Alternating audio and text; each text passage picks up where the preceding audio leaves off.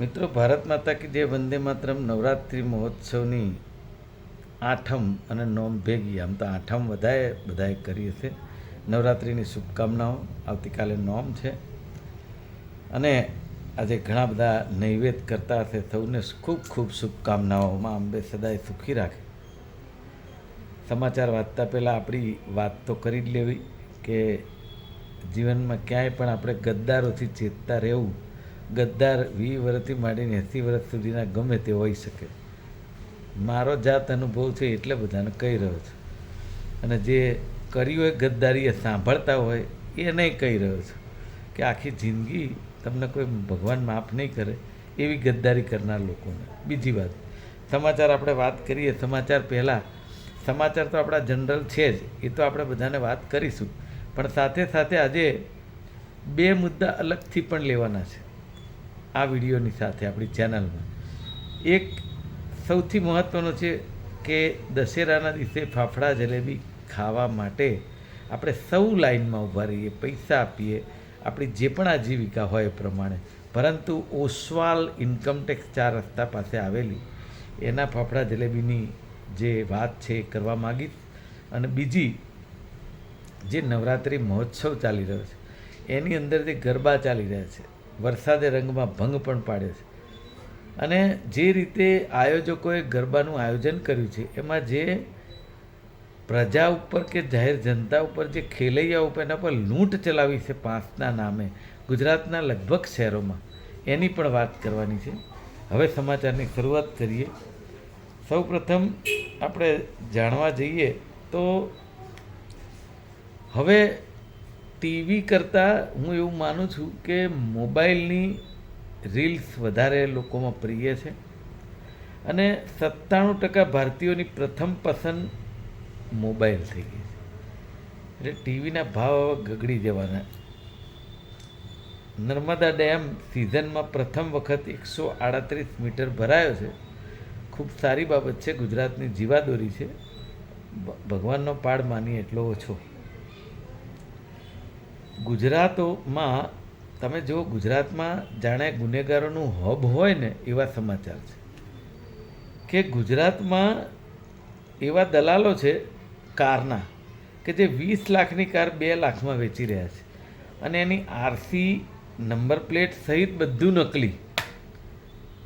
હવે તમે વિચાર કરો કે ભાસ્કર રિપોર્ટે આ બહાર કાઢ્યું છે, પણ એણે તો કહ્યું કે તમે ડીલ કરીને કે પૈસા આપો, ચાવી લઈ જાઓ. સ્વાભાવિક રીતે ચોરીની જ હોય, પણ એમની હિંમત કેટલી છે. અને એ જે નંબર પ્લેટો ભારતના ગમે તે શહેરમાં બદલે છે કે રાજ્યમાં બદલાય છે ને, અગત્યની વાત એ છે. અને એ લોકો સફળ થાય છે એ અગત્યની વાત છે. જે ના થવું જોઈએ એ સરકારનો અને ગૃહ ખાતાનો વિષય છે.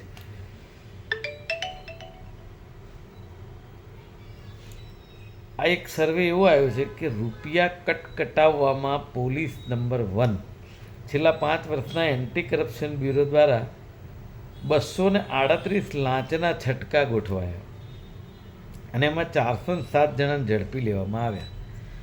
એટલે ગુજરાત પોલીસનો નંબર બધામાં નંબર 1 હોય એવું લાગે છે, કારણ કે આવા લોકો 90% સારી પોલીસને બદનામ કરે છે.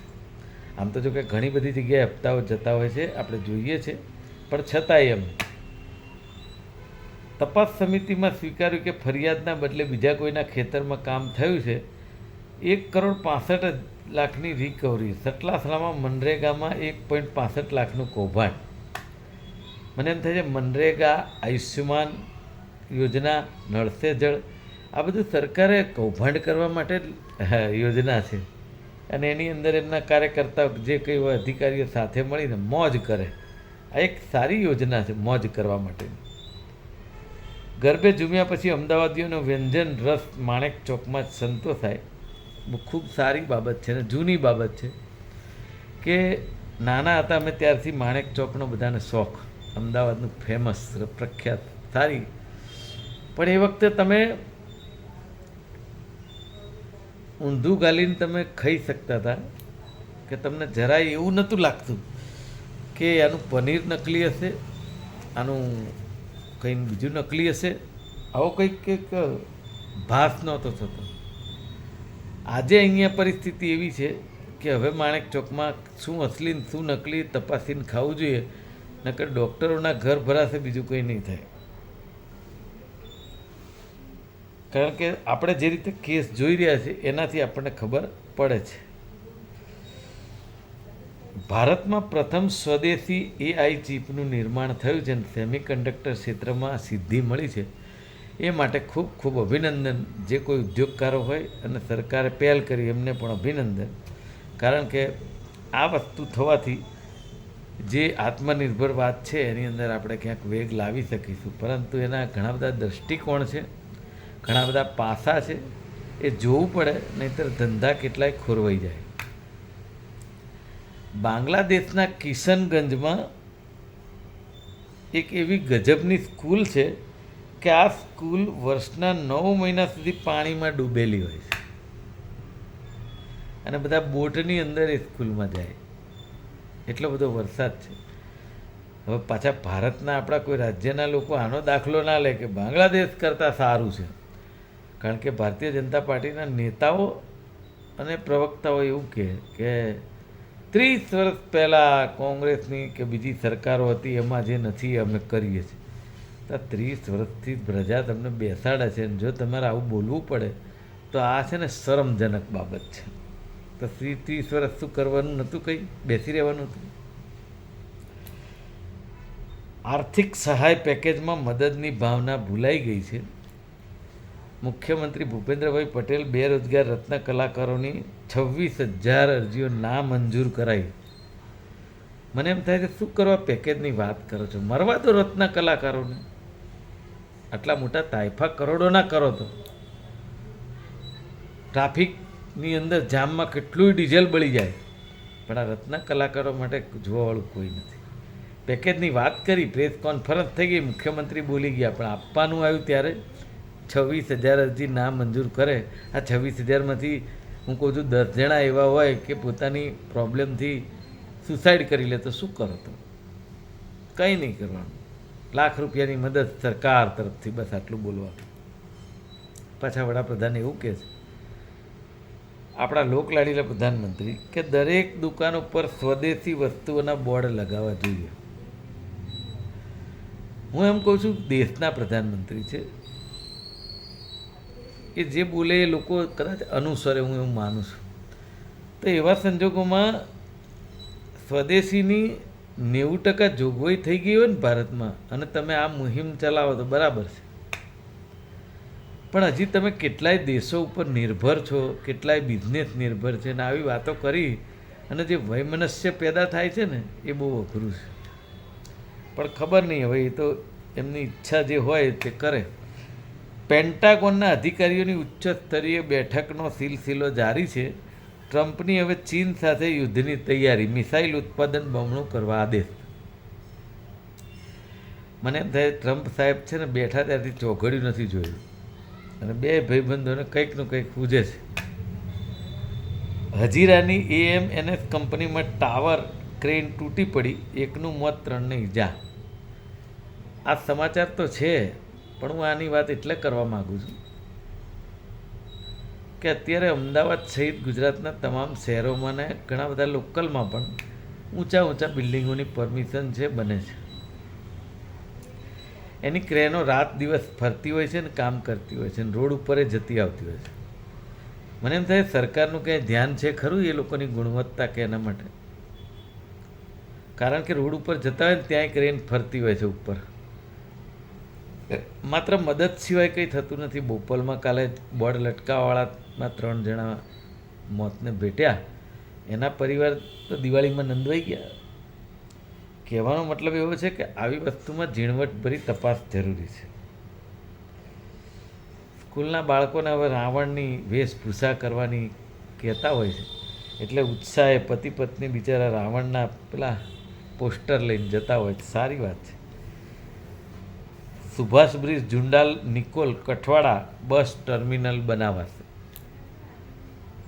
મને એમ થાય છે એ બનાવે સારી વાત છે, એ સુવિધાની વાત છે, પણ નવરંગપુરા અમદાવાદનું ખૂબ જૂનું જે બસ સ્ટેશન હતું, ફેમસ નવરંગપુરા બસ સ્ટેન્ડ, એ કાઢી નાખ્યું ને એ જગ્યાએ એમસીનો પ્લોટ કરી નાખ્યો. હવે ત્યાં બિલ્ડિંગ બંધાશે. ખબર નહીં કઈ રીતના ચાલે છે લોકોના મગજ.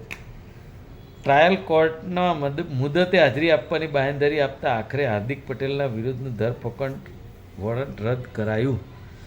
આ તો બધા પોલિટિકલ ઇસ્યુ છે. હવે હાર્દિકભાઈએ મંત્રી પદની વાત કરી છે ને એની સામે આ વોરંટ ને બધું, આ બધી ચૂંટણી નજીક આવી એટલે હવે ખેલ થોડા ઘણા શરૂ થઈ ગયા છે. રાષ્ટ્રીય કૃમિનાશક દિનની સપ્ટેમ્બરમાં કરેલી ઉજવણીમાં કૃમિનાશક દવાનો પૂરતો જથ્થો હતો જ નહીં, છતાં 85% કામગીરી થઈ એવો દાવો કરે છે. કોઈ યોજના એવી નથી કે જેમાં ભ્રષ્ટાચાર નથી અને જ્યાં આ લોકો ખાતા નથી, અને તોય છતાં દાવા તો કરવા માટે જરાય ઓલું નહીં કરવાનું. ભદ્ર સિટી સિવિલ કોર્ટનો ચુકાદો છે કે ન્યાયિક રીતે અલગ થયેલી પત્ની પણ મૃતક પતિનું પેન્શન મેળવવાના હકદાર છે. પત્નીની તરફેણમાં પતિના પેન્શનરી લાભોની જમા ₹74.77 લાખની વધુની રકમ સંદર્ભે સક્સેશન સર્ટિફિકેટ જારી કરવા હુકમ કરાયો. મને એમ થાય છે કેટલાય ઘરોમાં ખૂબ ધાર્મિક પોતાની વાત કરતા હોય, પૂજાપાઠ થતો હોય, અને એમના ઘરની દીકરાની વહુને તમે ગમે તેમ ગાળો બોલતા હોય, અપમાન કરતા હોય, એવા દાખલા મારી પાસે છે. બહાર લાવવાનો છું થોડા સમયમાં, પણ તમે શું જોઈને પૂજા કરો છો એ ખબર નથી પડતી. મેજિસ્ટ્રેટ પુખ્ત મહિલાને તેની ઈચ્છા વિરુદ્ધ શેલ્ટર હોમમાં રાખવા હુકમ ના કરી શકે, આવો હાઈકોર્ટનો હુકમ છે. ચાલો, નામદાર કહે એટલે પૂરું.